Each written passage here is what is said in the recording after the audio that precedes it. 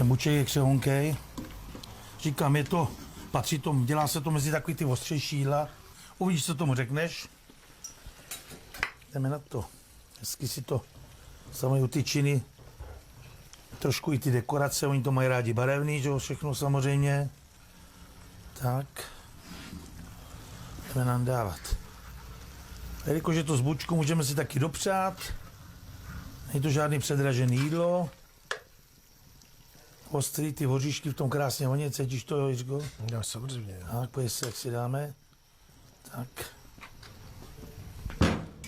A samozřejmě Čína, tadyhle dáme ještě k tomu nudličky, pěkně připravíme.